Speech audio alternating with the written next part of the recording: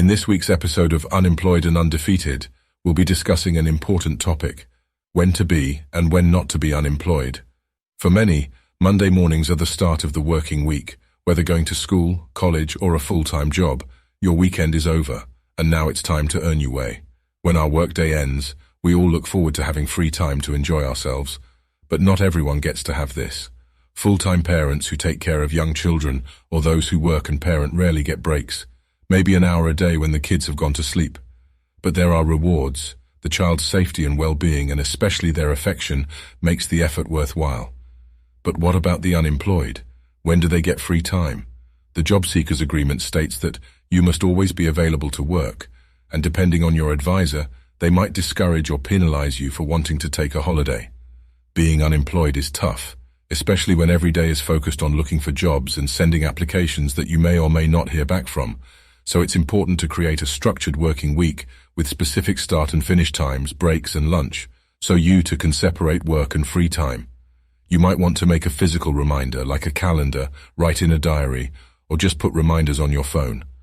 This will help you to better follow your routine, as in your head it's easier to convince yourself to finish early than to ignore your own written goal. You might even consider this routine as practice for when you do go back to work. Remember, after a day of job searching and applications, you deserve to relax and enjoy your free time. But don't ignore phone calls or opportunities related to work. So, where can you work? Ideally, you'll need internet access and a phone. If you have a table or desk at home, that can be your workspace. But if you don't have a dedicated area, if your home is too small or you are surrounded by distractions, you'll need to be creative. Some towns have places like non-profits or libraries where you can use temporary office space. Coffee shops or fast food restaurants with internet access can also be options. Remember, being friendly and building a good relationship with the staff can be helpful in these situations. Once you have a location, it's time to plan your day, just like you would for a regular job. Having structure and focus is important. Set a start time, schedule breaks and lunch, and decide when you'll finish. If you're constantly changing locations, set achievable goals for each workday. It could be the time you spend looking for jobs or the number of businesses you visit. The key is to complete a set of tasks each day so that you can proudly say you've done your bit. When you browse available jobs and complete applications, it's a reasonable goal to spend 4 to 6 hours a day on it.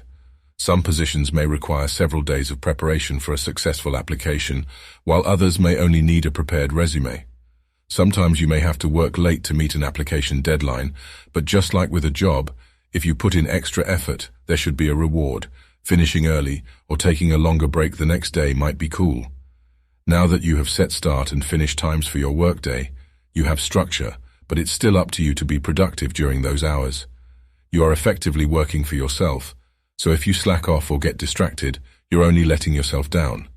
This structured approach will help you figure out what strategies work best for you and which ones don't, so you can then amend your routine to adopt improvements. No matter how you organize your days, you'll have two main goals: meeting the targets set by the job center and finding and successfully applying for your next job. It might not be the job you want, it might not pay more than benefits, but being employed, even in a low-level job, makes you more employable, gives you more options, and allows you to make new and better plans. Imagine yourself as an employer with two applicants. One has been unemployed for 6 months. One has been unemployed for 6 months, but states that they have kept to a 30-hour-a-week job search routine and can list the skills they have used in that time. Which would you employ? Making a work plan and sticking to it will create an effective work-life balance, which will help you get a proper balance between effort and relaxation. You will stay in step with those around you who are in work, and each day will be an achievement you can be proud of. In our next video, we will help you create the very best resumes, cover letters, and online applications, guaranteed. Please share your thoughts, like and subscribe. You are creative, you are resourceful, and you can do this.